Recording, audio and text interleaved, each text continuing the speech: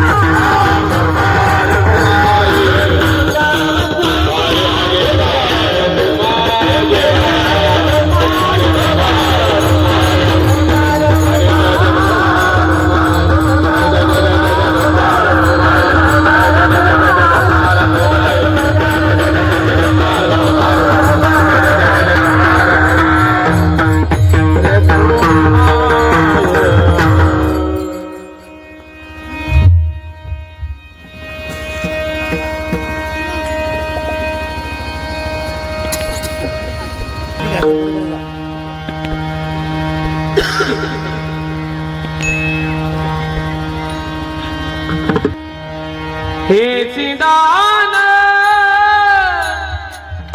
दे गा देवा, हे चिदान दे गा देवा, हे चिदान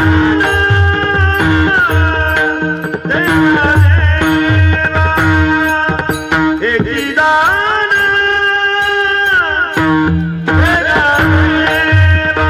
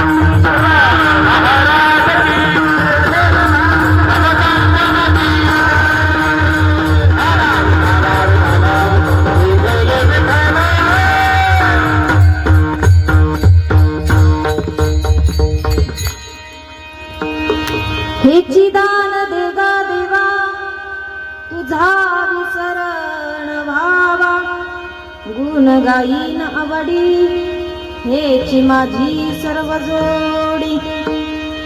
विको कमी कर. न लगे मुक्ती धन संपदा संत संग देई सदा. गुण गाईन आवडी हेची माझी सर्व जोडी. तुका म्हणे गर्भवासी सुखी घालावे आम्हासी. गुण गाईन आवडी हेची माझी सर्व जोडी. महायोग पीठ तटे भीमरथम वरम कुंडलिकाय धातु मुनींद्रे. समागत तिष्ठम तमानंद कंदम परब्रह्मलिंगम भजे पांडुरंग.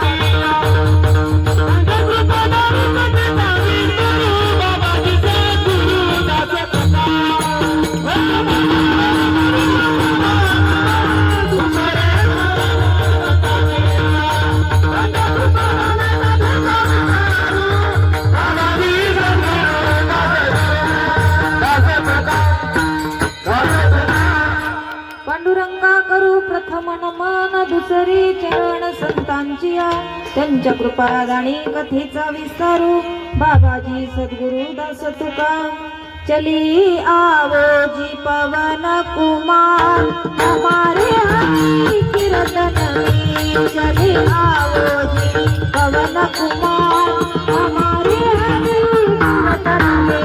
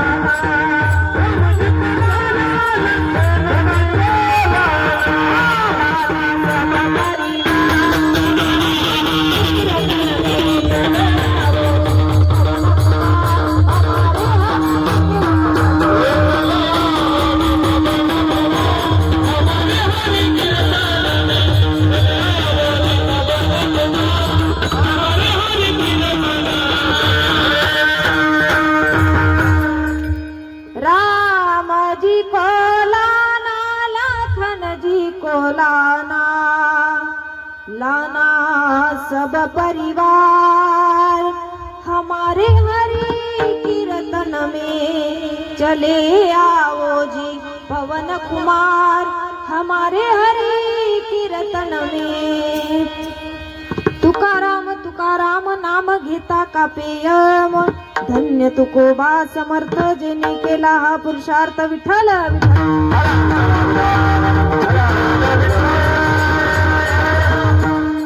दान देगा देवा तुझा विसरण भावा.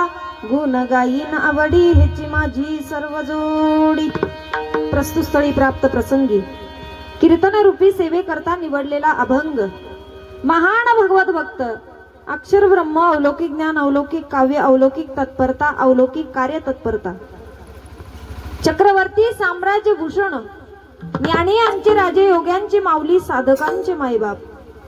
अलंकापुरी निवास माऊली ज्ञानोबराय यांना हे प्रिय असणारे व तसेच वारकरी संप्रदायामध्ये फार मोठा अधिकार असलेले साधू हिंदवी स्वराज्य संस्थापक छत्रपती शिवाजी महाराज यांचे धार्मिक गुरु आणि या विश्वालाही सुशोभित करणारे जगद्गुरु तुकोबराय यांच्या गाथ्यातील मागणीपर प्रकरणातील 4 चरणाचा अभंग सेवेकरता निवडलेला आहे. विठ्ठला अभंग भरपूर जणांचा पाठ असेल, इकडे लक्ष द्या महिला मंडळ. अभंग भरपूर जणांचा पाठ असेल, कुणाचा कानपाठ असेल, कुणी कानाने ऐकला असेल, बरोबर आहे का? कुणाची अभंगाकडे पाठ असेल. असा सुंदर असा रोज या ठिकाणी भजन कीर्तनामध्ये म्हटला जाणारा अभंग आहे, सुंदर आहे, जगद्गुरु तुकोबरायांचा आहे. आणि त्या अभंगाद्वारे जगद्गुरु तुकोबराय देवाकडे मागणं मागतात. काय मागतात? हे चिदान देगा देवा तुझा विसरण व्हावा, तुझा विसर मला पडायला नको, असं देवा मला दान दे. कोणते तुकोबराय म्हणतात? जे निरंतर देवाचं भजन करतात तेच तुकोबराय. देवा भेटल्यानंतर त्या ठिकाणी काय मागतात की हेच दे देवा, दुसरं देऊ नको. भगवंत म्हणतात तुकोबराय असं दान दिल्यानंतर तुम्ही काय करणार? तुकोबराय सांगतात गुण गाईन आवडी हेची माझी सर्व जोडी. तुमचं गुणगान मी आवडीने गाईल भगवंता. भगवंत परत तुकोबरायांना म्हणतात तुकोबराय काहीतरी धन मुक्ती संपदा यापैकी काहीतरी मागा. प्रापंचिक लोक जे आहेत ते माझ्याकडे हेच मागतात, त्यांना त्याचीच गरज असते. आणि तुमचाही जन्म त्याच नरदेहामध्ये झालेला आहे, म्हणून त्यापैकी काहीतरी मागा. तुकोबराय म्हटले यापैकी मला काहीच लागत नाही. मग देव म्हणाले काय पाहिजे आणखी? संत संग देई सदा देवा, न लगे मुक्ती, न लगे धन, न लगे संपदा, हेच दान मला दे. काय दे? संत संग देई सदा, संतांचा समागम मला दे. परत भगवंत तुकोबरायांना म्हणतात तुकोबराय तुम्ही जे दान माझ्याकडे मागताय संतांचा समागम, संतांचा समागम हा कुठेच मिळणार नाही. तुम्हाला या मृत्यू लोकामध्ये जन्माला यावं लागेल, तेव्हा तुम्हाला संतांचा समागम घडेल. मग तुम्हीच तर म्हणता ना या काय सांगू गर्भीची यातना, इथं खूप कष्ट आहे हे तुम्हीच म्हणता आणि तुम्हीच त्या ठिकाणी जन्म मागता. तुकोबराय म्हटले देवा तू जर माझ्या बरोबर असशील, तुझं जर नाव निरंतर माझ्या ओठांवरती राहत असेल ना, तर मी कुठल्याही गर्भवास भोगायला तयार आहे. तुका म्हणे गर्भवासी सुखी घालावे आम्हासी, गुण गाईन आवडी हेची माझी सर्व जोडी. विठ्ठल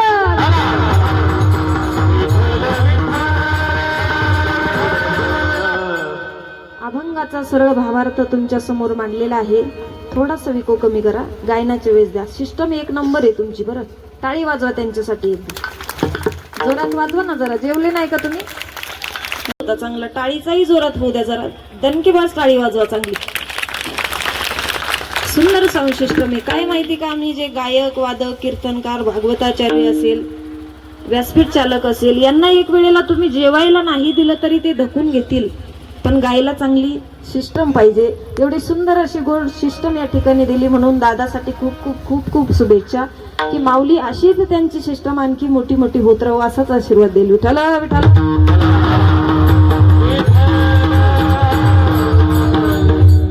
तुम्ही काय बघा आता, हा तुम्ही चांगले दाबून पैसे द्या जरा त्यांना. जास्त पैसे दिले सिस्टमही चांगला येत आहे की नाही, आणि त्याला जाणकार माणसं पाहिजे. महाराज आज इथे येण्याचा जो योग आला, सुंदर सिस्टम आहे, सुंदर वातावरण आहे, आणि महिला मंडळींची संख्या तर एकदम सुंदर आहे. त्यांना माहिती होतं आज आपल्या पार्टीचा माणूस आहे. तर बाबांनी काल सांगितलं असेल, आता पत्रिकेवर वेगळे दिलेलं होतं, पण काही कारणास्तव त्या ठिकाणी बदल झाला. पण सगळ्यांना माहिती होतं आज ताईचं कीर्तन आहे म्हणून, आहे की नाही. आणि चांगल्या संख्येने आले. मला असं कळालं नाही, माझ्या डोळ्याने मला दिसतंय की तुमचे सगळ्यांचे जे घरची मंडळी आहे पुरुष, ते सगळे तुमच्या धाकात 1 नंबर. सांगायची गरज नाही मला, इथं दिसतच आहे. महाराज कशी कोपऱ्यात बसली सगळी, सगळी जागा तुम्ही आवरून घेतली. विठ्ठल विठ्ठल.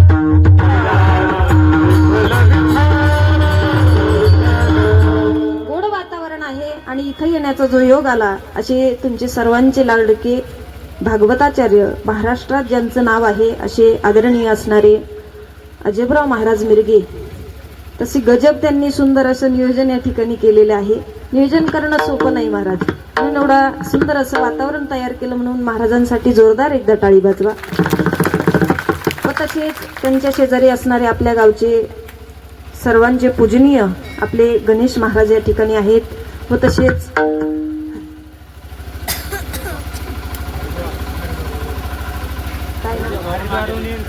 हरिद्वारून आलेले बाबा, टाळी वाजवा त्यांच्यासाठी एकदा. साक्षात हरिद्वार इथं आलं म्हटल्यावर आता कीर्तन झाल्यावर बाबाचं दर्शन घ्यायला यायचं सगळ्यांनी. कोण कोण येणार आहे? हरिद्वारचं दर्शन होईल महाराज तुम्हाला. त्यांचे पाय कुठून आलेत? हरिद्वारून इथं आले, पण फुकट यायचं नाही. सगळ्यांनी 1000, 500, 100 फुकट दर्शन घेत असतात का? कीर्तन जरी ऐकलं महाराज, आमच्याकडे अशी प्रथा आहे, कीर्तन ऐकलं की 100, 500, 1000. आता महिला मंडळ म्हणाल ताई खूप द्यावे वाटतात, पण पाकिट घरीच राहिलं, काही टेन्शन घेऊ नका, काहीच टेन्शन नाही. असं इथे एकही बाई नाही तिच्या गळ्यात सोन्याचं मणी नाही. पोथी तोडायची, एक एक मणी बाबाच्या पायावर ठेवायचा. अरे आशीर्वाद मिळेल तुम्हाला. विठ्ठल विठ्ठल. व तसेच बाबा या ठिकाणी आदरणीय सर्वजण बसलेले आहेत व तसेच तालमणी मृदंगमणी असणारे आपले हरिभक्त परायण करण महाराज आहे. त्यांच्यासाठी खणखणीत टाळी वाजवा एकदा. व तसेच सुंदर ज्यांनी चाल गायली महाराज, आनंद वाटला, मला प्रसन्न वाटलं. कारण चांगले गायक वादक या ठिकाणी असले म्हणजे आणखी आनंद निर्माण होतो. असे सुंदर असे या ठिकाणी गायनाचार्य हरिभक्त परायण गवार सर या ठिकाणी आहेत व तसेच हरिभक्त परायण अमोल महाराज आहे. त्यांच्यासाठी जोरदार एकदा टाळी वाजवा. व तसेच भगवान महाराज आहे व तसेच आपले चोपदार बाबा, बाबासाठी एकदा जोरदार टाळी वाजवा. चोपदार पाहिले की समजा प्रसन्नच वाटतं महाराज, आहे की नाही? असे सुंदर असे चोपदार आहे व तसेच विनेकरी बाबा, बाबासाठी अशी जोरदार टाळी वाज झाली पाहिजे महाराज. धोतर बिकर मस्त असेच विनेकरी पाहिजे महाराज. नाही तर काय काय ठिकाणी उगा जीन्स पॅन्टवर उभे राहतात, आहे की नाही? तिथं बोलता येत नाही आपल्याला. एवढे सुंदर असे बाबा आहेत व तसेच आपले पेटी मास्तर चांगला स्वर मला देता येत. नाही तर काय काय गावात लय अवघड असतं महाराज. एका गावात मी सांगितलं बाबा स्वर देते म्हणे किती, म्हणलं काळी 2. त्याने 2 काळ्या पट्ट्या काढल्या माझ्या हातात दिले, आहे की नाही? स्वर द्यायलाही जमलं पाहिजे. काय करावं काही कळत नाही लोकांना. विठ्ठल विठ्ठल.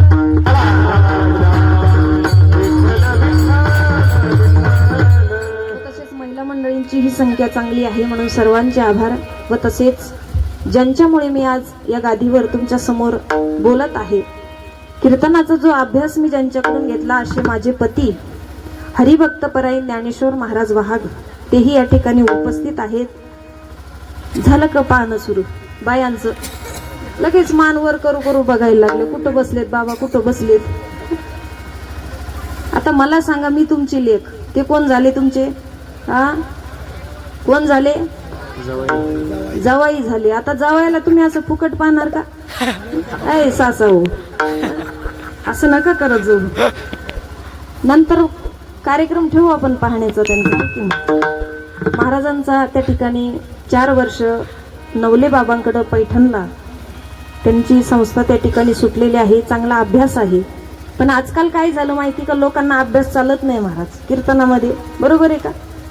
ते असं डोक्याच्या वरून जातं तुमच्या, आहे की नाही? म्हणून एवढा अभ्यास केला महाराज त्यांनी, खूप अभ्यास केला. डीएड केलं. डीएडच्या नंतर आजीनं सांगितलं संस्थेत जात असेल तर माझ्या घरात राहायचं. संस्थेमध्ये पाठवलं महाराज. वयाच्या 25व्या वर्षी संस्थेमध्ये गेले. गेल्यानंतर नवले बाबांनी सांगितलं की तुम्ही कोणतीही कला आता या वयात घेऊ शकत नाही, त्यामुळे तुम्ही अभ्यासाकडे लक्ष द्या. अभ्यास एवढा केला. आपला धर्मग्रंथ कोणता माहिती तुम्हाला? आपला धर्मग्रंथ त्यांनी अशी सुईची तर पाठ केलीच, पण उलटी सुद्धा पाठ केली होती महाराज गीता, आणि अजून सुद्धा पाठ आहे. आणि तुम्ही आता सुद्धा त्यांना कोणताही श्लोक, गीतेतला कोणताही श्लोक तुम्ही त्यांना विचारा, त्याचा अर्थ विचारा, पूर्ण असा फोडून सांगल महाराज. म्हणजे माझ्या पतीचा अभिमान म्हणून मी सांगत नाही. असंच एकदा कीर्तनात बाबा मी त्यांची स्तुती सांगायला लागले आणि एक बारीक पोरग उठलं म्हणे, ओ ताई अनुभव झालं तुमचं, तुमच्या नवऱ्याचं कौतुक, लय हुशार आहे, लय हुशार आहे, लय हुशार आहे. बोलवा म्हणे तुमच्या नवऱ्याला, मी प्रश्न विचारतो. बोलवलं बाबाला, तिथं समोर उभं केलं, त्या पोराला उभं केलं. ते म्हणे तुमची बायको खूपच सांगते म्हणे, माझ्या पतीचा खूपच अभ्यास आहे, खूपच अभ्यास आहे. मी तुम्हाला प्रश्न विचारतो म्हणे, सांगा म्हणे त्याचं उत्तर. बाबा म्हणे विचार बाबा काय विचारायचं गीतेतला. आता त्याला काय माहिती धर्मग्रंथ कोणता आहे काय. ते उगं उठलं महाराज ते पोरग आणि प्रश्न विचारायला लागलं. म्हणे बाबा एका प्रश्नाचं उत्तर द्या म्हणे. असा कोणता तारा आहे जो काही दिवस खाली राहतो नंतर वरती जातो. आता महाराजांना काही सांगता येईना. भरपूर त्या ठिकाणी श्लोक बघितले त्यांनी, पण असं काही कोणत्या ग्रंथात लिहिलेलं नाही कोणता तारा आहे म्हणून. तर बाबा म्हणे बाबा कीर्तनाचं पाकिट तुलाच देईल काही इज्जत घालू, तूच सांग म्हणे उत्तर. ते म्हणे ताई काय तुमच्या नवऱ्याचं भूषण सांगता म्हणे, एवढ्याशा प्रश्नाचं उत्तर देता येईना त्यांना. म्हटलं बाबा तूच सांग कशाला आमची इज्जत घालतोय. तो म्हणे ताई जगामध्ये असा एकच तारा येतो काही दिवस खाली राहतो नंतर वर जातो. म्हटलं कोणता रे. तो म्हणे म्हातारा. आता असे प्रश्न जर तुम्ही महाराज मंडळींना विचारत असेल अवघड आहे महाराज. प्रश्न विचारायलाही अधिकार लागतो. विठ्ठल विठ्ठल.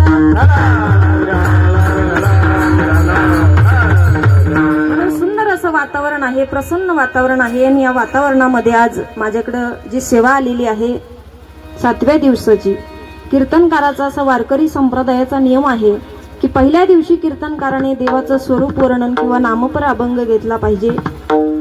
प्रत्येक दिवसाला काहीतरी बंधन आहे, पण आजकाल कीर्तनकार कोणताही अभंग घेऊन मोकळे होतात. आणि जो मागणीचा अभंग आहे काल्याच्या अगोदरचा दिवस तो मागणीचा असतो. तो दिवस माझ्याकडे आला म्हणून माझं भाग्य आहे. या अभंगाद्वारे जगद्गुरु तुकोबाराय देवाकडे मागणं मागतायत. कोणते तुकोबाराय तेच एका अभंगामध्ये म्हणतात, धिक्कार आहे त्याच्या जीवनावर जो कोणाकडे काही मागत असेल. असे म्हणणारे तुकोबाराय देवाकडे मागतात म्हटल्यावर प्रश्नच आहे. कसं तुम्हाला तुकोबारांच्या भाषेत समजलं नाही, तुमच्या भाषेत समजावून सांगते. रोज दारू पिणारा माणूस सकाळी उठल्यानंतर दुसऱ्याला उपदेश करतो दारू माणसांनी प्यायची नाही, दारू ही हानिकारक आहे. ऐकेल का त्याचं कोणी. असे म्हणणारे तुकोबाराय देवाकडे मागणं मागतायत म्हटल्यावर प्रश्नच आहे की नाही. हात पसरी जिने धिकता,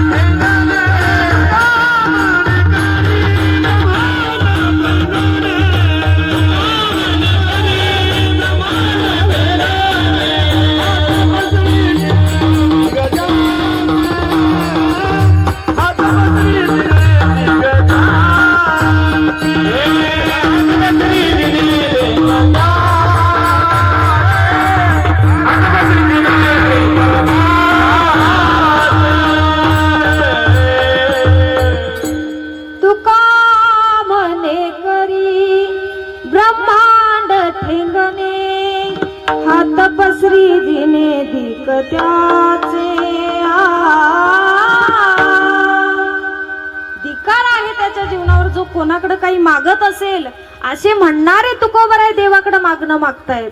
पण काय मागतात हे सुद्धा लक्षात घेतलं पाहिजे. काय मागतात तुकोबाराय. जे तुकोबाराय देवाचं निरंतर भजन करतात ते देवाकडे काय मागतात. आणि हा प्रसंग कसा घडला महाराज. जीवनामध्ये जीवन जगत असताना देवाकडे काय मागावं हे आपण संतांकडून शिकलं पाहिजे. म्हणून संतांनी मागितलं विठ्ठल विठ्ठल.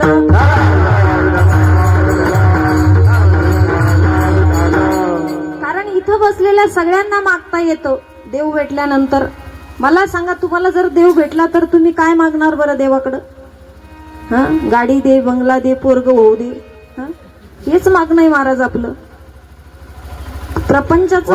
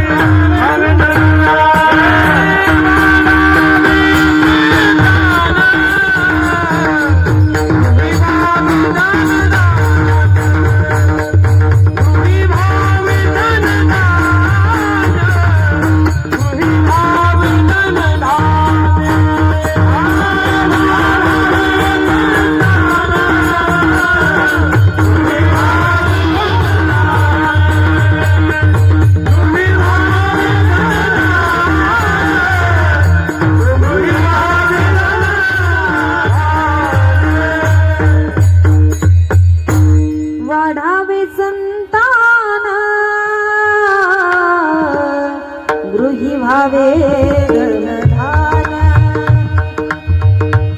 वाढावे संतान गृही व्हावे धनधान्य, असं मागणं आपलं आहे महाराज. मला सांगा, इथं बसलेले भैया, तुम्हाला पखवाज वाजवता येतो का? तुम्हाला येतो? तुम्हाला येतो पखवाज वाजवता येतो तुम्हाला? काय खोटं बोलता तुम्ही? इथं येऊन हात मारून बघा बरं, वाजणार नाही का तो? इथं बसलेल्या प्रत्येकाने पखवाजावर हात मारला की त्याला पखवाज वाजवता येतो, आवाज निघतोय. पण कसा वाजवावा, बोल कसा वाजवला पाहिजे हे शिकण्यासाठी तुम्हाला त्या ठिकाणी क्लास लावावा लागेल, बरोबर आहे का? त्याचं ज्ञान घेण्यासाठी तुम्हाला त्या ठिकाणी शिकावं लागेल. तसं देव भेटल्यानंतर काय मागावं याच्यासाठी तुम्हाला संतांची संगती करणं महत्वाचं आहे. विठ्ठल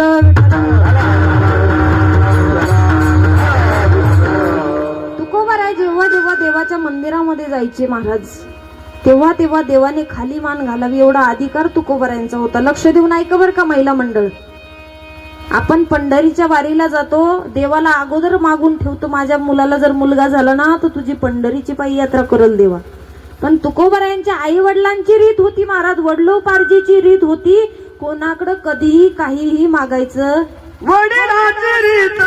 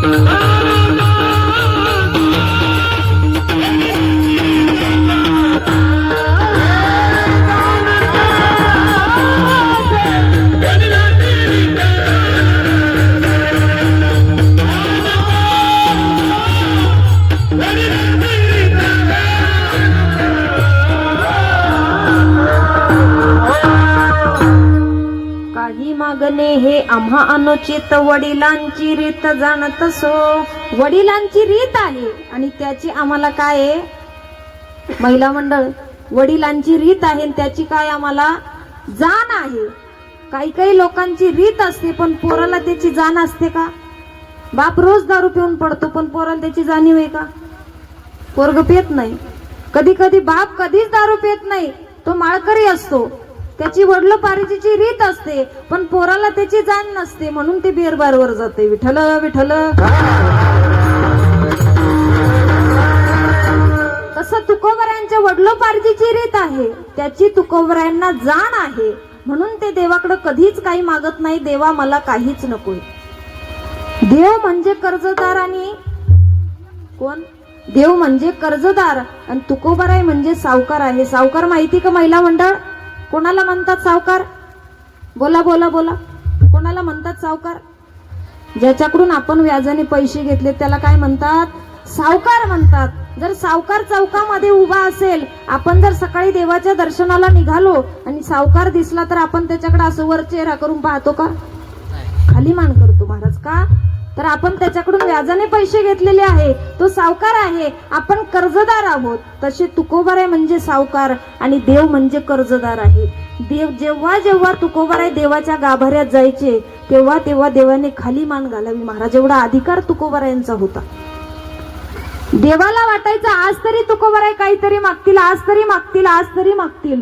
असे भरपूर दिवस निघून जातात, तुकोबाराय दर्शन घेतात, निघून जातात. एक दिवस देवाला राहवत नाही. देव त्या ठिकाणी तुकोबारायांच्या चेहऱ्याकडे बघतात महाराज. मागण्याची आस पाहे मुखाकडे, चिंतिल्या रोकडे मनोरथ. त्या ठिकाणी आशामारी बघताय महाराज. आपण म्हणत नाही का आशामारी माझ्या चेहऱ्याकडे पाहताय? लहान लेकराला माहिती असतं आत्या आली म्हणजे आपल्या हातामध्ये 10 रुपये देणार. आशामारी पाहताय की नाही? तसं देवाला वाटलं आज तरी काहीतरी मागतील. तुकोबाराय त्या ठिकाणी दर्शन घेतात, निघून जातात. एक दिवस भगवंत तुकोबारायांना त्या ठिकाणी प्रार्थना करतात की तुकोबाराय मला माहिती आहे तुम्ही माझ्याकडे काही मागणार नाही, पण माझी खूप इच्छा आहे की तुम्ही माझ्याकडे काहीतरी मागावं. काय माहिती का, रीत आहे त्याची जाण सुद्धा आहे, पण त्या ठिकाणी कोणाच्या तरी इच्छेपोटी मागावं लागतं. देवाची इच्छा आहे म्हणून तुकोबराय म्हणतात, देवा माझी इच्छा नव्हती म्हणून त्या ठिकाणी मी मागू शकत नाही, पण तुझी इच्छा आहे म्हणून तू म्हणतोयस म्हणून म्हणसी काही मागा.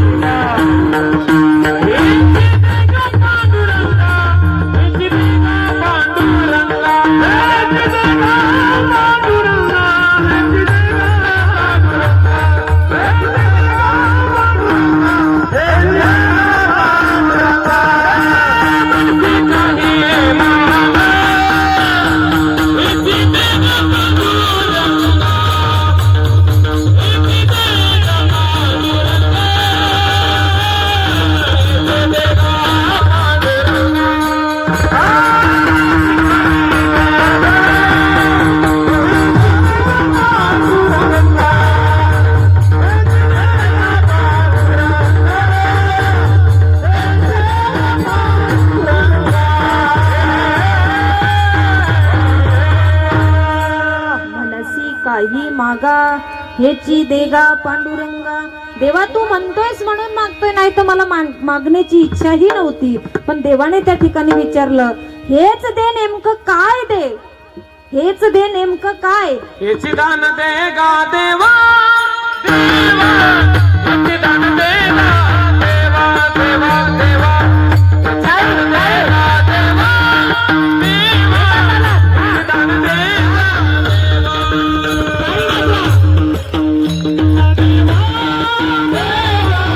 हेची दान देगा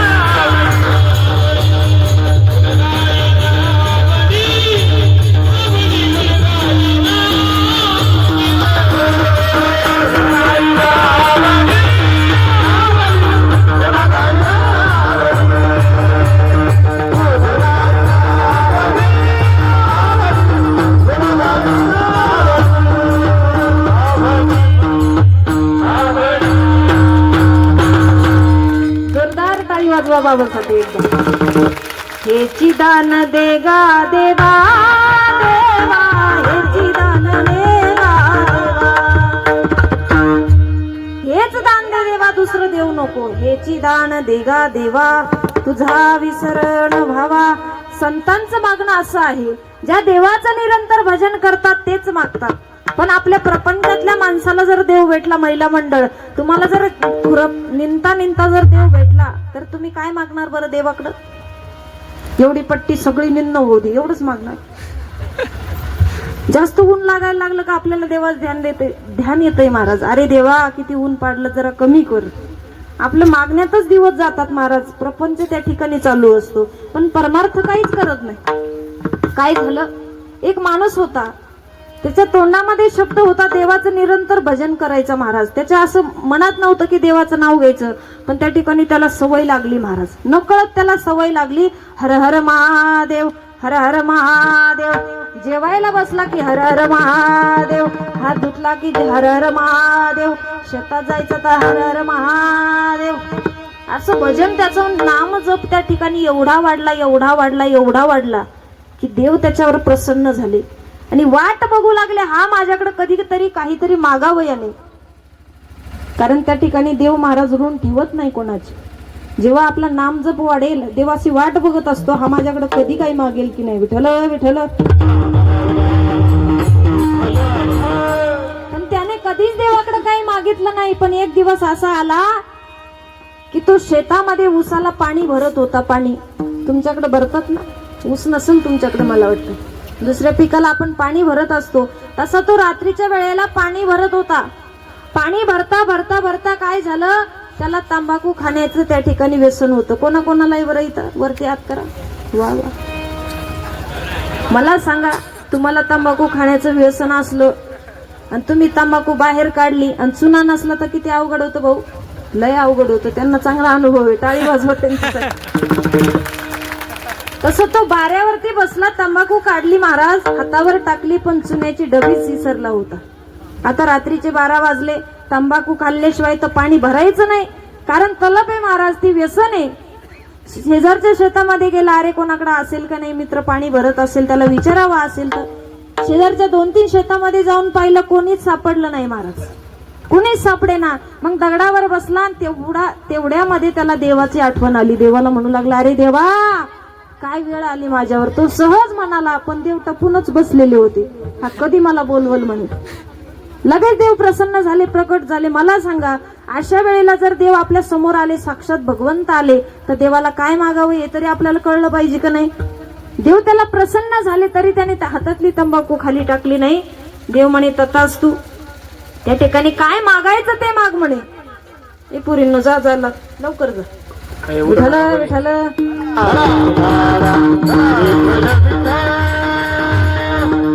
काय मागायचं ते माग म्हणे, मी तुझ्यावर प्रसन्न झालोय.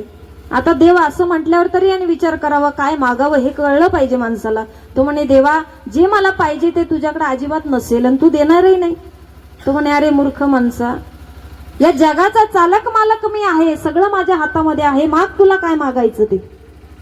ती येडं म्हणू लागलं, देवा तंबाखू आहे, चुन्याच नाही, तेवढं बघ म्हणे भेटलं तर. आता देव तथास्तु म्हणाले. चुन्याची डबी त्याला मिळाली महाराज, पण ते देवच साक्षात. देव चुन्याची डबीच देऊन मोकळे होईल का? नाही, ती चुन्याची डबी अशी चमत्कार होती महाराज. वरती चुना होता, खाली सोन्याची अंगठी होती. आता त्याला काही माहिती नाही याच्यामध्ये सोन्याची अंगठी आहे. त्याने चुना काढला, तंबाखू चोळली, खाल्ली वगैरे, त्या ठिकाणी पाणी भरलं आणि सकाळी सकाळी तो घरी गेला महाराज. घरी गेल्याबरोबर आपले कपडे काढले, खुंटीला टांगून ठेवले. आता मला सांगा, खुंटीला टांगलेले कपडे बायकांना शोधण्याची सवय असते, मी सोडून बर का. खिशे तपासायची सवय ना तुम्हाला नाही का? कपडे धुवायला खिशे तपासत नाही का तुम्ही? नोटा बोलल्या होऊ देतात का? तसे 10-20 चुरून. आता काही करायची गरज नाही तुम्हाला. एकनाथ शिंदे साहेबांनी चांगली सवलत दिलेली. विठ्ठल विठ्ठल.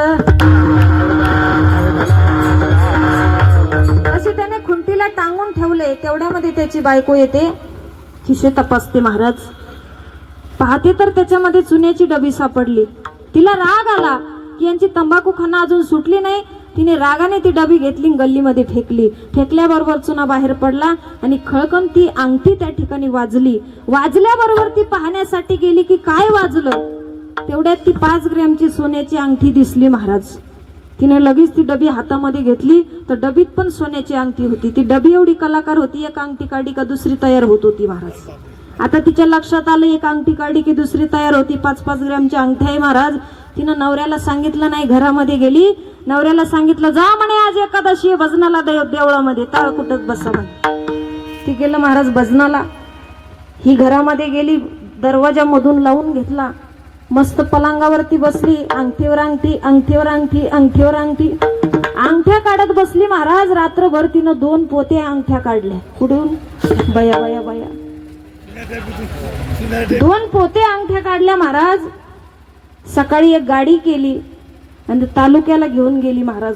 लोक गाजरे इकतात का बटाटे कांदे गंज घालतात तसे 2 गंज हिनं सोन्याच्या अंगठ्यांची घातली महाराज. घ्या 5,000ला अंगठी सोन्याची 5 तोळ्याची 5 ग्रॅमची. आता 5 ग्रॅमची अंगठी तुम्हाला जर 5,000त भेटत असेल तर कोणी मागं येईल का? व्याजाने पैसे काढून का होत नाही, घेतल्याशिवाय राहणार नाही महाराज. भाव तसा चालू आहे. तशा सगळ्या अंगठ्या त्या ठिकाणी एका घंट्यामध्ये सगळ्या लोकांनी घेऊन घेतल्या. इकडून भाड्याने काढी करून गेली होती, तिकडून मोठी फॉर्च्युनर गाडी घेऊन आली महाराज. गावाकडे आली, महिनाभरामध्ये मोठा बंगला बांधला आणि बांधल्याबरोबर त्या ठिकाणी त्यांचा प्रपंच चालू होता. तेवढ्यामध्ये तिची एक मैत्रीण आली महाराज. ती खूप दिवसाची 2 धामाला गेली होती. ती मैत्रीण तिच्याकडे आली, म्हणे अगं मी गंगासागरला गेले होते म्हणे, चल म्हणे आपण ते वावर निंदायला घेतलं होतं. आता उक्त्यातल्या बायका होत्या महाराजा. चल म्हणे ते वावर अधुरं राहिलेला निंदून घेऊ. ती म्हणे वावर आणि मी निंदायला येईल. अरे सगळं गाव विकत घेईल म्हणे, एवढी श्रीमंत झाले म्हणे मी. आणि कशामुळे झाली? मग तिने सगळा कथाभाग त्या आपल्या मैत्रिणीला सांगितला महाराज. आता हिच्या डोक्यात फिट बसलं. हिच्या नवऱ्यानं देवाचं भजन केलं, देव प्रसन्न झाले आणि याला एक डबी दिली आणि त्याच्या सोन्याच्या अंगठ्या निघतात. मग हिच त्या ठिकाणी काहीच टेन्शन मध्ये आली, फुल टेन्शन मध्ये आली आणि तशीच घरी गेली. मोबाईल काढला, आपल्या नवऱ्याला फोन केला, म्हणे हॅलो कुठे आहेत तुम्ही? तो म्हणे गड्ड्यात आहे. गड्ड्यात म्हणजे तो पाईपलाईन खंदत होता. तो म्हणे पाईपलाईन खणतोय खड्ड्यामध्ये. म्हणे आत्ताच्या आत्ता घरी या. म्हणे काय काम आहे तुझं? म्हणे काहीच विचारू नका, पहिले घरी या म्हणे. ते तसंच घरी आलं महाराज. दरवाजातच पाय. तिनं सांगितलं जा आता देवळामध्ये देवाचं भजन करा, जोपर्यंत देव डबी देत नाही तोपर्यंत घरात यायचं नाही म्हणे. आता मला सांगा बायकोचा धाका असतो का नाही? हो इथं दिसतोच आहे मला चांगला. विठ्ठला म्हणे पाणी सुद्धा मिळणार नाही, चहा पाणी जेवण काहीच मिळणार नाही, जोपर्यंत देव डबी देणार नाही तोपर्यंत घरीच यायचं नाही म्हणे. हे तसंच गेलं महाराज. आधीच कटाळलेलं होतं बायकोला. तसंच देवाच्या देवळात गेलं आणि देवाचं भजन करू लागलं. नारायण नारायण श्रीमन नारायण नारायण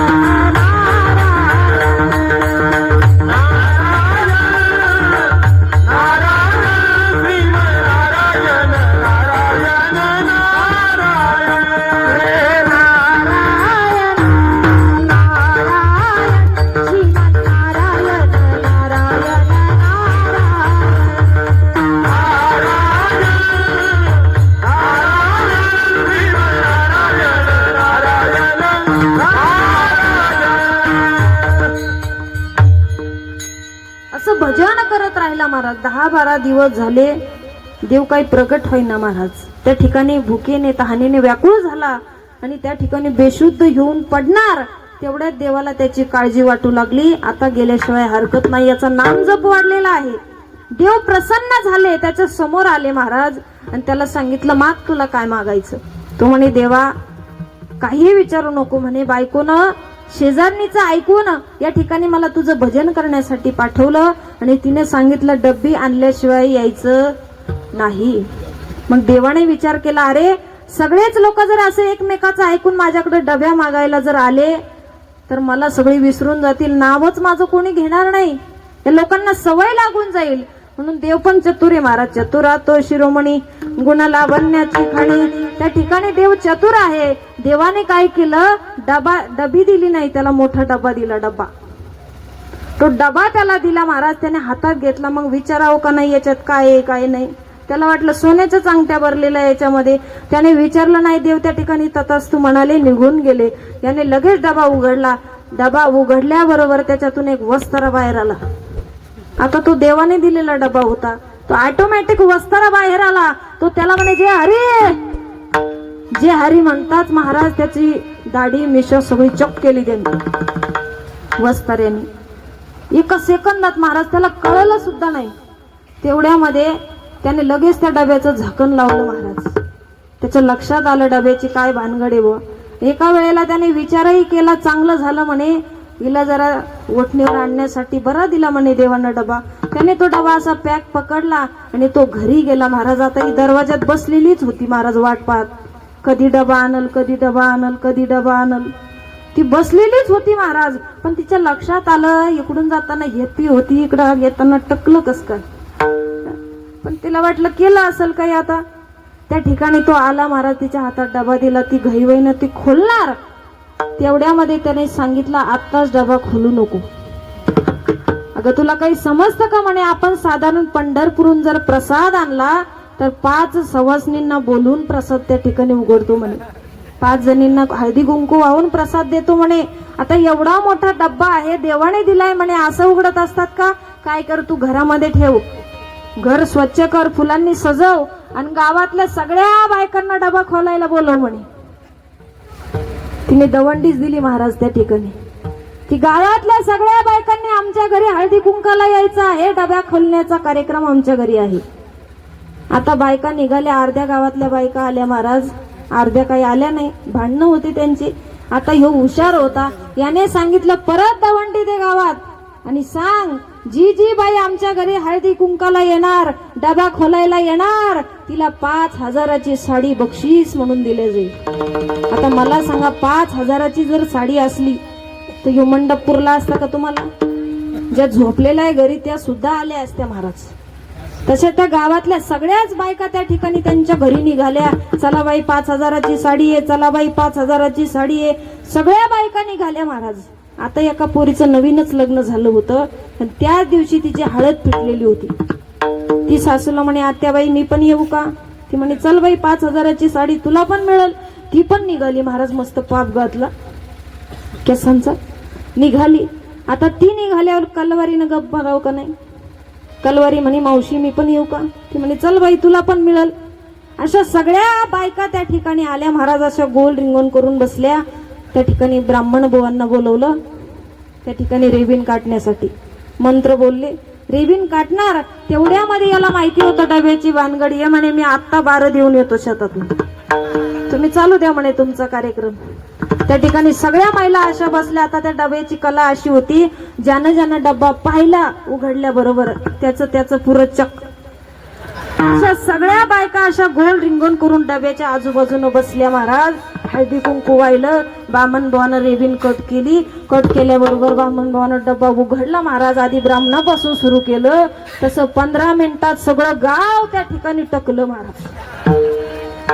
सगळ्या बायका एकमेकींकडे पाहायला लागल्या. आता बाई ती म्हणे शांती अगं माझा पप. ती म्हणे तुझा पपही गेला आणि माझाही गेला. मला सांगायचं काय, लोकांचं ऐकून जर देवाकडे मागितलं तर फजिती होते महाराज माणसाची. म्हणून मागायचं असेल तर संतांचा समागम जीवनामध्ये केला पाहिजे. विठ्ठल विठ्ठल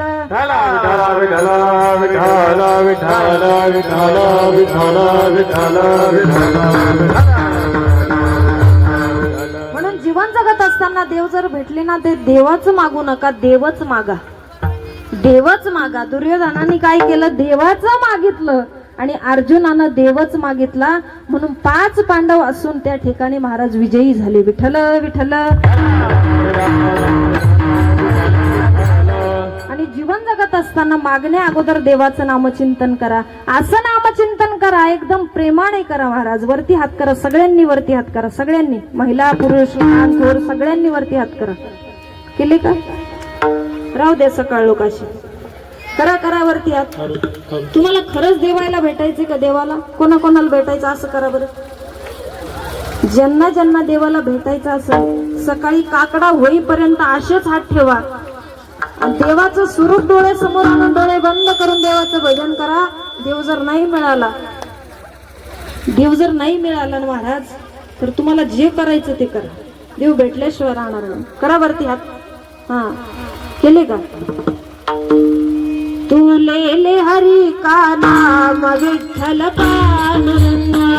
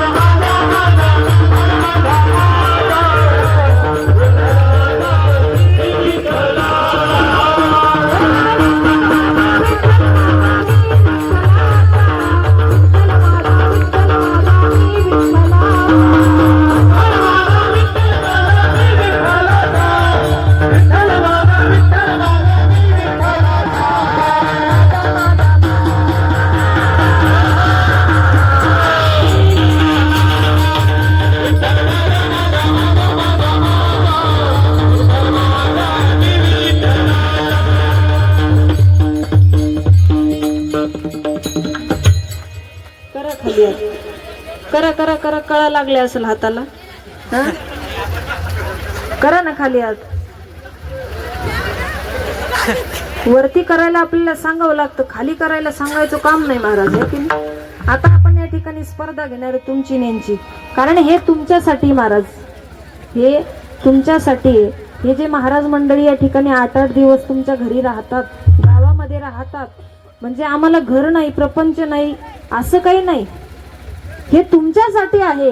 म्हणून तुम्ही या ठिकाणी जेव्हा जेव्हा विठ्ठल विठ्ठल भजन होईल तेव्हा तेव्हा भजन हे केलंच पाहिजे. म्हणून आता स्पेशल महिला मंडळींचे हात वरती करा, नंतर पुरुष मंडळींचं कोण जिंकतं हे बघायचंय आपल्याला. एका तालात सर्वांनी माझ्या पाठीमागे, पकवान वाजणार नाही, टाळ वाजणार नाही, काहीच वाजणार नाही. 2 मिनिटं खाली बसा. नामदेव जनाबाई, सोपन काका मुक्ताबाई, नामदेव जनाबाई, मागच्या काही म्हणत नाही, नामदेव जनाबाई, सोपन काका मुक्ताबाई, आम्हाला काही येत नाही. वा वा वा वा, एकदम सुंदर भजन केलं महाराज, सुंदर सुंदर. आता पुरुष मंडळी बघा, तुम्ही तुमच्यापेक्षा कमी जरी असले महाराज, तुमच्यापेक्षा मोठ्याने भजन करेल, असं भजन करणार की साक्षात देवाला सुद्धा यावंसं वाटेल. हे मी सांगत नाही महाराज, 1 मिनिट, हे मी सांगणार नाही, देवाचंच वचन आहे. माझे भक्त गाती जेथे, नारद आम्ही उभा तेथे. म्हणून तुम्ही काय केलं पाहिजे, असं भजन गायलं पाहिजे की साक्षात देवाला सुद्धा इथे यावंसं वाटलं पाहिजे. म्हणून सर्व पुरुष मंडळींनी महिलांच्या जिद्दीवर असं जोरात भजन करायचं. हा, आपलं भजन करावरती हात, महिला खाली करा, महिला मंडळ खाली करा. पुरुष मंडळी ज्यांच्या हातात बांगड्या नाही ते वरती हात करा, ज्यांच्या हातात आहे ते करू नका. करा पुरुष मंडळी, हात वरती करा. राजा राम राम राम, सीता राम राम राम. वा वा. राजा राम राम राम, सीता राम राम राम. राजा राम राम राम, सीता राम राम राम. वा वा. राजा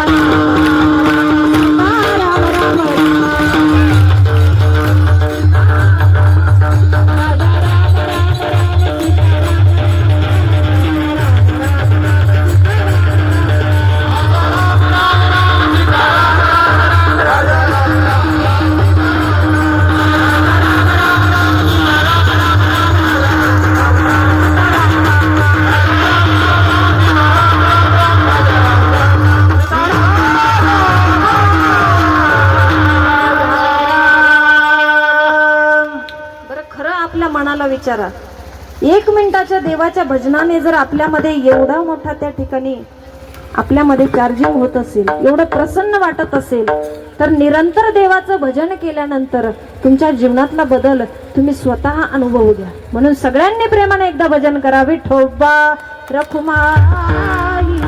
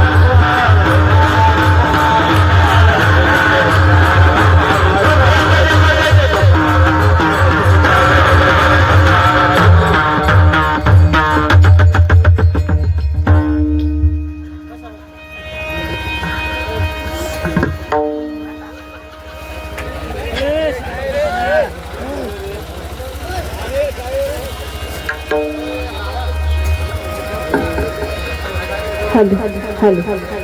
ए दादांना हसू नका हसू नका. काय झालं असायला तुम्हाला? नंतर असं नंतर. हा? विठ्ठल विठ्ठल.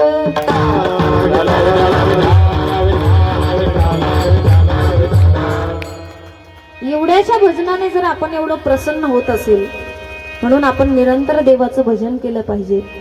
सर्व कीर्तनकार सांगतात टाळी वाजवा, देवाचं भजन करा, पण कोणी ऐकत नाही महाराज.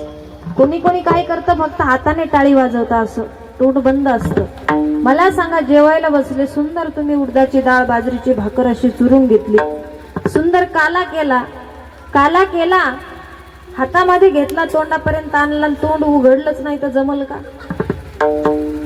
तसं तुम्ही फक्त टाळी वाजवून काही उपयोग नाही. जर मला सांगा, कीर्तन झाल्यावर एखाद्याने पेढे आणले इथं वाटायला, पेढे, तर तिथं हातही चालतो तोंडही चालतं, मला द्या ना मला द्या ना. मग इथं का चालत नाही? जे आपल्या हिताचं आहे ते का आपण या ठिकाणी घेत नाही महाराज? त्यामध्ये आपलं हित आहे. म्हणून तुम्हाला जर भवसागर तरुण जायचं असेल ना, तर तुम्ही त्या देवाचं भजन केलं पाहिजे महाराज. त्यातच तुमचं हित आहे.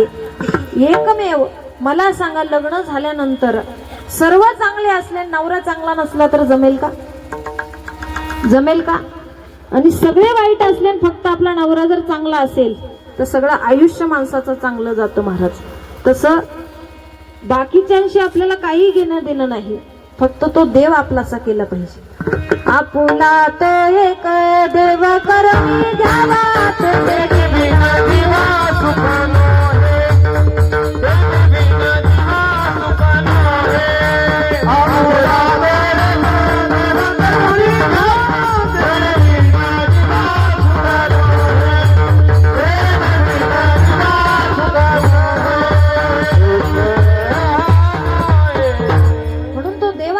केला पाहिजे. मला सांगा, तुम्हाला हेही पटलं नसेल, पण मला सांगा, इथं बसलेला एकही व्यक्ती असा नाही की तो पूर्ण सुखी आहे.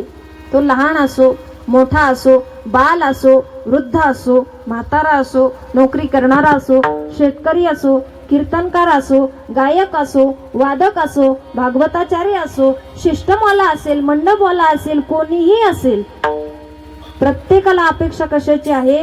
फक्त सुखाची आहे.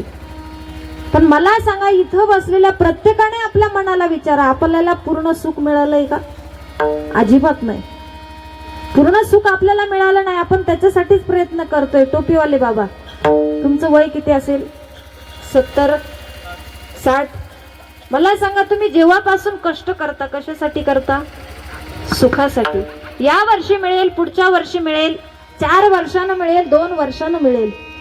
मुलगा झाला की सुख मिळेल, तो नोकरीला लागला की सुख मिळेल, त्याला मला नातू झाला की सुख मिळेल, मी जर मोठी शेती घेतली तर सुख मिळेल, माझ्या शेतीला चांगलं पाणी लागलं तर सुख मिळेल, माझ्या मालाला चांगला भाव भेटला तर सुख मिळेल.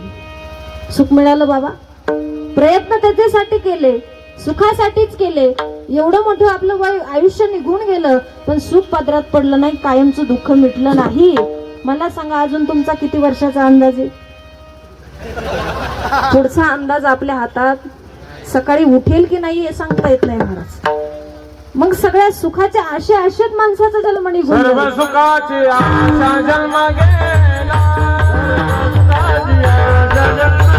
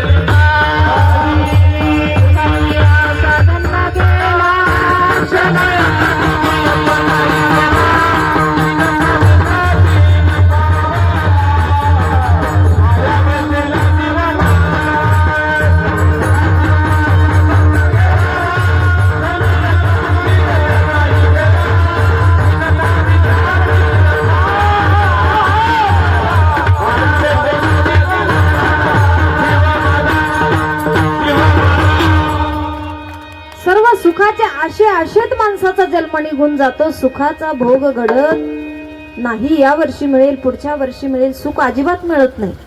आपल्याला एखाद्या वेळेस भ्रम असतो, एखाद्या मोठ्या माणसाचा बंगला जर आपण पाहिला तर त्या बंगल्याकडे बघून सहज माणसाच्या मनामध्ये विचार येतात, अरे हा माणूस आपल्यापेक्षा किती सुखी आहे. पण कधीतरी त्याच्या बंगल्यामध्ये जा, त्याच्यासोबत थोडासा गप्पा मारून बघा, त्याचं दुःख तो सांगेल ना, तेव्हा असं वाटतं की आपलंच बरं आहे. कसं माहितीये, इकडं पती पत्नी राहत होते, इकडं नवरा बायको राहत होते. जागी आहेत का तुम्ही, का झोपलेत? इकडे एक जोडपं राहत होतं आणि इकडे एक जोडपं राहत होतं. इकडचं जे जोडपं होतं, जोर जोराने भांडायचं महाराज, एकमेकांना शिव्या दिल्याशिवाय त्यांचा दिवसच उगवत नव्हता. सकाळी त्यांचं भांडण चालू व्हायचं. आणि इकडचं जे जोडपं होतं, जोर जोराने हसायचं. कधी नवरा हसायचा, कधी बायको हसायची. अशी ते दोघे जोडप्यातले पती बाहेर आले. ते दोघं मित्र होते आणि जी बायको शिव्या द्यायची नवऱ्याला, तो डोक्याला हात लावून बसला आणि म्हणतो, का रे मला खूप वाईट बायको भेटली म्हणे, सकाळी उठली का शिव्या दिल्याशिवाय त्याचं जमतच नाही म्हणे, काय करावं मला काही कळत नाही, एवढी भांडकुदळ बायको मला मिळाली. तुमच्या गावात आहे का तशी? नाव शांताबाई, गाव भांडायला पुरत नाही, म्हणजे शांताबाईच भांडते असं मला म्हणायचं नाही. विठ्ठल विठ्ठल.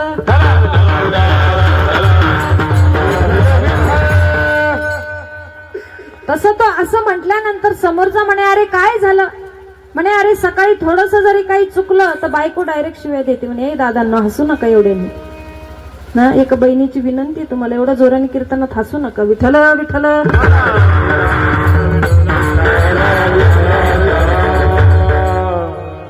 तो म्हणे, तुझी बायको तर त्या ठिकाणी तुला शिव्याच देते म्हणे, ती मोकळ्या मनाची आहे, पण माझं ऐक ना म्हणे, माझं असं गुह्य आहे म्हणे, तुला वाटतं म्हणे आम्ही जोर जोराने हसतो, पण ऐक ना म्हणे आमचं हसण्याचं गुह्य. बायको काय करते म्हणे, थोडं जरी भांडण झालं शिव्या देत नाही, काहीच करत नाही म्हणे, हातामध्ये जी वस्तू असली ती मारून फेकते म्हणे.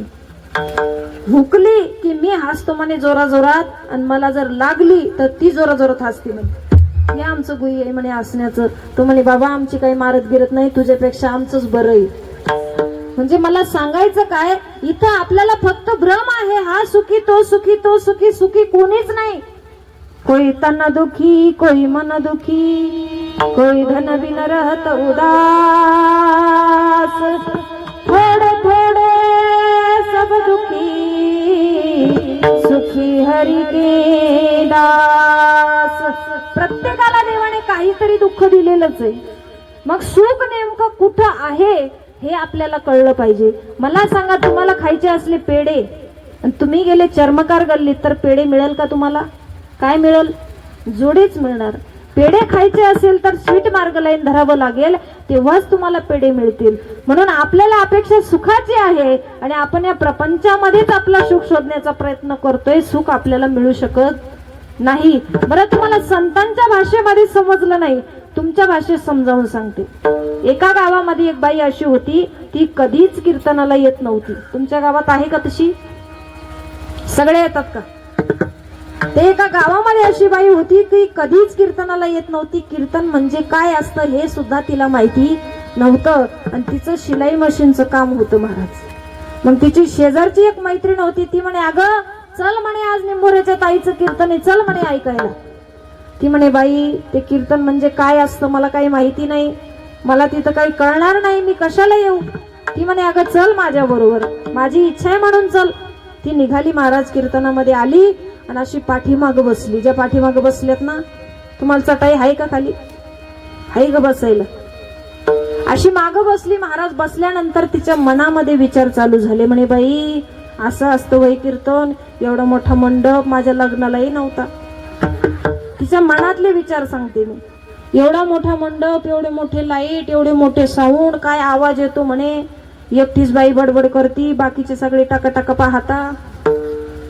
आणि हे लोक काय वाजवतात, टांगा टांगा टाळ वाजवतात. तिला काय माहित त्याला टाळ म्हणतात. बाई एक बाबा ढुमकं वाजवतो, आता तिला माहित नव्हतं त्याला पकवाज म्हणतात. असे तिच्या मनामध्ये विचार चालू होते. असं असतं बाई कीर्तन. असा विचार चालू असताना तिला काही त्याच्यातलं कळत नव्हतं. म्हणून कळत नसल्यामुळे ती काय करायला सुरुवात केली, तिने खाली वाळू होती, वाळू, ती वाळू अशी चाळायला सुरुवात केली महाराज. आता ती वाळू चाळायला लागली. शेजारचीला वाटलं नवीन योजना चालू झाली की काय. कीर्तनामध्ये ती माती चाळत होती म्हणून त्या शेजारचीने माती चाळायला सुरुवात केली. त्या दोघी चाळत होत्या तर तिसरीनं पाहिलं, तिला वाटलं नवीन योजना आहे. आता एकीनं केलं का सगळेच करतात महाराज. आता संक्रांत जवळ आली ना, एकीनं नथ केली म्हणजे सगळ्या गावात नथीच नथी. बरोबर आहे का. तसं त्या बाईला वाटलं नवीन योजना चालू झाली असेल. असं करता करता करता मंडपातल्या सगळ्या बायका माती चाळायला लागल्या अशा खाली वाकून. कीर्तनकार म्हणू लागले, ताई मी तोंडाला फेस येऊस तर त्या ठिकाणी बोलत आहे आणि कीर्तन ऐकायचं सोडून तुम्ही माती का चालता. ती समोरची बाई उठली म्हणे, ओ ताई मागून आलं आणि पुढं चाललं म्हणे, मला काही बोलायचं नाही. म्हटलं मागून आलं आणि पुढं चाललं नेमकं झालं काय, माती का चालता. त्या म्हणे मी सुरू केलं नाही, मागून आलं म्हणे, ती शांती चाळी ती म्हणून मी चाळी ती म्हणे. शांता मावशीला म्हटलं तुम्ही काऊन चाळी त्या, म्हणे ती कांती चाळी ती म्हणून मी चाळी ती. कांतीला म्हणलं तुम्ही काऊन चाळी त्या, म्हणे ती राधी चाळी ती म्हणून मी चाळी ती. राधीला म्हणलं तुम्ही काऊन चाळी त्या, म्हणे ती मिरी चाळी ती म्हणून मी चाळी ती.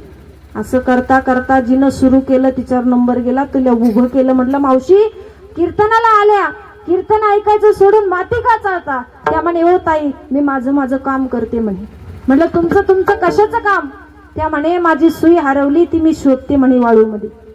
म्हटलं कीर्तनाला आल्या सुई कशाला आणली सोबत. त्या म्हणे सोबत नाही आणली, सुई माझी घरीच हरवली म्हणे, पण घरी लाईट गेलेली म्हणे. मला वाटलं इथं उजाडे मंडपवाल्याने चांगले लाईट लावलेले आहेत तर इथं सापडल का काय. मला सांगा तिची सुई तिला सापडल का. तिची सुई कुठं हरवली, घरी हरवली, मंडपात सापडेल का. माझा दृष्टांत संपला. सिद्धांत हाच आहे, ज्याप्रमाणे आपण या प्रपंचामध्ये सुख शोधतोय, सुख या प्रपंचामध्ये नाही त्या देवाजवळ आहे. आणि आपण इथं त्या बाईप्रमाणे चुकीच्या ठिकाणी शोधतो आहोत म्हणून आपल्याला सुख मिळू शकत नाही. विठ्ठल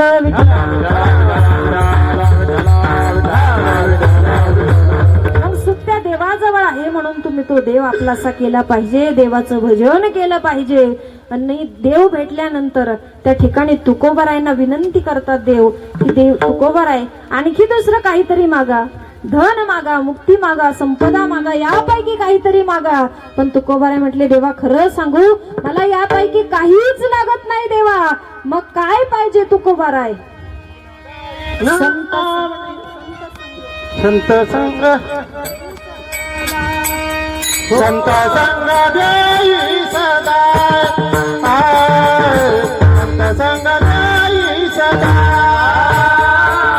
संत संग देई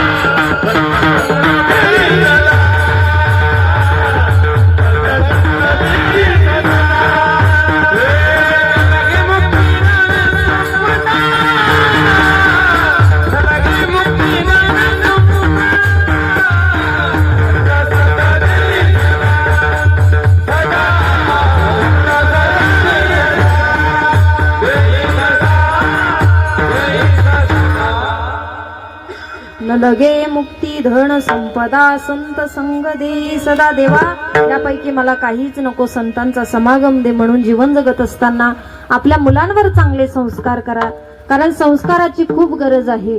संस्कार हे संगतीतून निर्माण होतात. म्हणून आपले मुलं कोणाकोणाच्या संगतीमध्ये राहतात हे आपण तपासलं पाहिजे. बघा एखाद्या मुलाला मोठं करायला 25 वर्ष माई बापाचे निघून जातात, पण 25 सेकंद सुद्धा लागत नाही त्याला रोडवरती त्या ठिकाणी व्यसन जर करत असेल तर 25 सेकंद सुद्धा आपल्या मुलाला त्या ठिकाणी देवाघरी जायला वेळ लागत नाही. म्हणून आपल्या मायबापाची किंमत करा लेकरांनो, दादांनो. आणि व्यसन कुठलंही करू नका. ऐक मरदार दारू पिऊन फिरशील, या रस्त्यावर कुठंही मरशील. दारूच्या नादी लागून गुणवान झाले अवगुण, तिच्या नादाने बरबाद होशील. या रस्त्यावर कुठं ही मरशील. कुठं मरेल त्याचं सांगता येत नाही दादांनो. म्हणून व्यसन करू नका. व्यसन करायचंच असेल ना तर देवाच्या नामचिंतनाचं करा. बघा माझ्या छत्रपती शिवरायांनी कशाचं व्यसन केलं. अरे मला स्वराज्याची स्थापना करायची आहे, त्याचं व्यसन केलं म्हणून इतिहासामध्ये त्यांचं नाव घेतलं जातं. आमच्या मीराबाईने बघा कशाचं व्यसन केलेलं आहे, देवाच्या नामचिंतनाचं व्यसन केलेलं आहे महाराज. पग घुंगर बांध मीरा नाची रे, पग घुंगर बांध मीरा नाची रे, पग घुंगर बांध मीरा नाची रे, पग घुंगर बांध मीरा नाची म्हणून आपण सुद्धा व्यसन देवाच्या नामाचं लागलं पाहिजे. आणखी गोरगरिबांची मदत आपण करण्याचं व्यसन आपल्याला लागलं पाहिजे दादांनो. म्हणून आज तरुणाची गरज आहे. हे तरुण मंडळी या ठिकाणी निवांतपणे एका बहिणीची त्या ठिकाणी त्यांनी ऐकलं म्हणून या दादांसाठी जोरदार एकदा टाळी वाजव. कसं आहे त्यांचं वय महाराज हसण्याचं, पण त्या ठिकाणी त्यांनी बहिणीचं ऐकलं ना मला आनंद वाटला, प्रसन्न वाटलं. म्हणून संस्कारी आपलं गाव आहे. असाच आनंदामध्ये आपला सुंदर असा कार्यक्रम चालत राहू ही भगवंताच्या चरणी प्रार्थना करेल. आणि या ठिकाणी वेळ झाला असल्यामुळे आता काय असतं, कमी वेळेत संपवलं की लोक म्हणतात अगोदरच संपवलं, जास्त वेळ घेतला तर जास्तच घेतला. मी टायमिंगवर याच्यासाठी संपवते कारण माझी 2 मुलं आहेत लहान लहान. एक 2.5 वर्षाचं, एक 2.5 महिन्याचं आहे. बाळाला काल डोस दिला त्यामुळे जास्त आल्याच त्याने मस्त हरिभजन सुरू केलं होतं इथंच. पण पांडुरंगाची कृपा आहे, निवांत झोपलेला आहे म्हणून टायमिंग मध्येच या ठिकाणी सेवा या ठिकाणी पूर्ण विराम देते. माझं जर काही चुकलं असेल तर माझं मला परत करा. जे चांगलं असेल ते तुम्ही घ्या. आणि तुम्हाला मार्गदर्शन जे लाभलेलं आहे त्यांचं सुंदर असं महाराष्ट्रामध्ये नाव आहे आणि अभ्यासू व्यक्तिमत्व आहे म्हणून महाराजांना जपा. असे कलाकार मंडळी, असे वारकरी मंडळी तुम्हाला परत मिळणार नाही एवढीच प्रार्थना करेल आणि माझ्या सेवेला पूर्ण विराम. ज्ञानेश्वर माऊली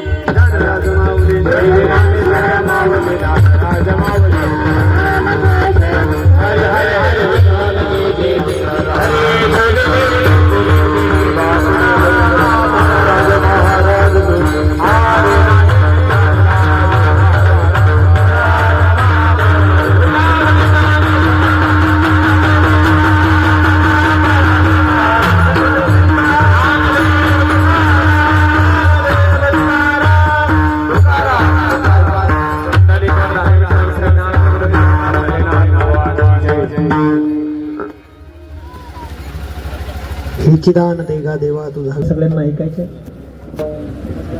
या जागराची सेवा, मागणीची सेवा